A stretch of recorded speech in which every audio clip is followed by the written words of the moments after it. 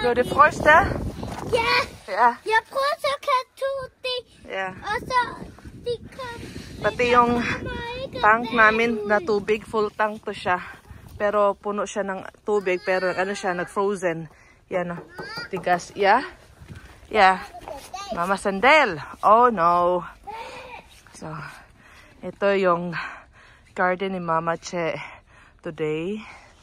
4th of January 2025. O, diba? Nag-snow. Ngayon pa nag-snow. Ewan ko ba bakit hindi sila nag-snow noong December 25.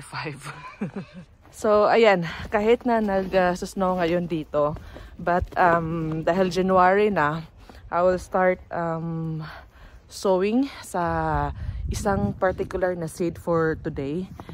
Which is yung onion. Kasi magsa-start ako from the seeds talaga. So, matagal kasi yung ma-germinate yung seeds nila. Matagal pag magsimula ka talaga sa seeds. Pero pag mag-start ka ng sets, okay sila na itanim around April na. Pero kasi, we'll try for the first time na magtatanim ako from the seeds. Yung seeds ko na onion, yung red onion. So, we'll see kung ano ang magiging resulta nito. So, diba? Ang ganda ng panahon ngayon dito, nagsusnow. So, pasok tayo dito sa loob ng greenhouse para hindi masyadong malamig. Nag-frozen, no? So, at least dito sa loob, hindi nag-frozen. Pero ito, galing to sa garage namin. Pinasok ko dito, and nag-frozen pa siya. And ito, hindi ko pa matanggal kasi dikit na dikit talaga sila. Nag-frozen kasi So, tatanggalin ko muna to at i-prepare ko yung soil ko para mag-start na ako mag-sowing ng aking onion. Red onion.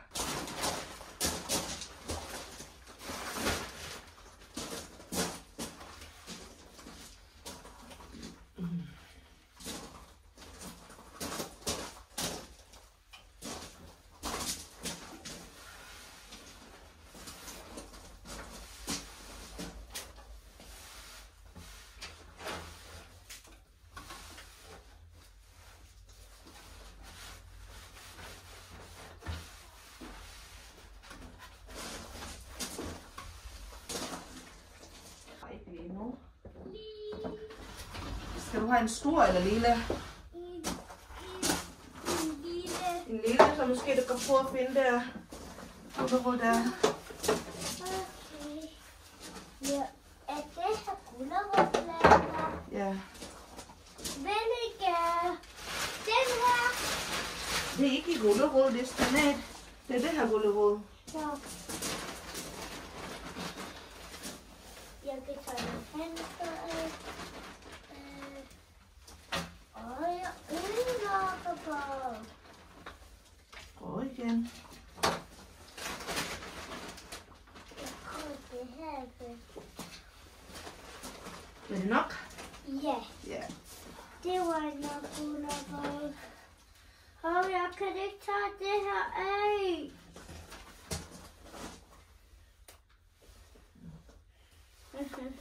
Det var pængste på igen.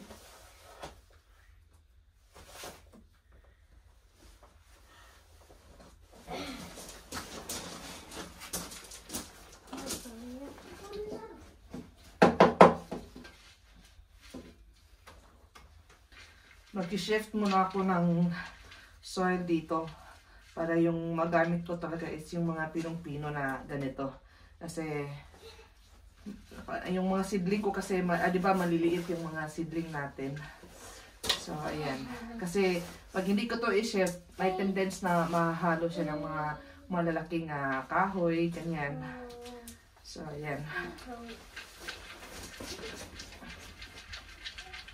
Not sure kung enough na ba to. We will see. Ayan. May nakahalo nga.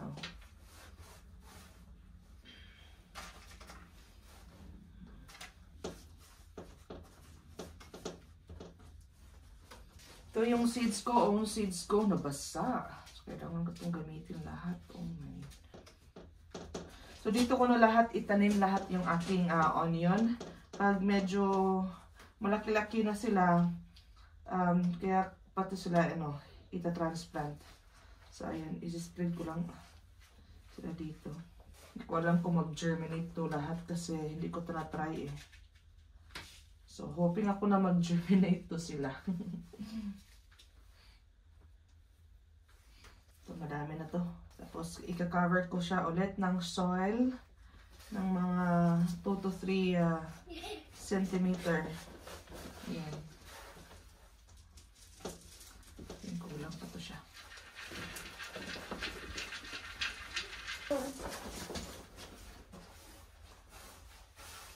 So. And then, lalagyan ko lang to ng tubig. Yung tank namin doon, nag-frozen siya. Buti nakakuha ako ng 2 tubig na 2 watering can full. Kan du kunne godt lave din kæmpe mand? Ja, det kan jeg godt huske. Nu skal jeg lave videre med min mand.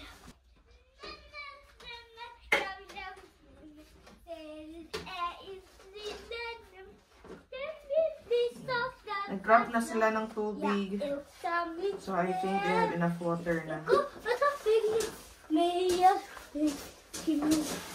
Ito siya lalagay sa greenhouse kasi kita niyo naman sa labas malamig eh. Nagsusnow pa din sila. -degree paggabi. Ipapasok ko to sa bahay doon sa aking may hot mat kasi ako eh. So yun ang gagamitin ko pag may lumabas na sila, tsaka ko pa sila ialis doon sa hot mat ko. Ipapakita ko sa inyo mamaya. And yeah. Nag-order pa ako ng tawag nito, yung mga chili, pepper, eggplant na yung mga malalaking eggplant. So, yun, itatanim ko rin sila ng early. So, I think on the way na yun sila. So, andito na yung aking onion na pa-germinate ko. Lalagyan ko pa to ng cover mamaya para ma-isolate yung init dyan sa loob. And nakaset to siya sa 25 degree Celsius. Kaka-open ko lang to. Ayan, 25 na siya. So, mafe-feel ko na to dito mamaya. Kaka-turn on ko lang. And by the way, naglagay na ako ng aking mga potato dito sa labas ng window para mag-cheating ako dito. Kahapon ko pa ito sinilagay. Ito yung dita, ito yung alote potato, ito yung pink rose potato, and yung blue potato na 4 na klaseng potato.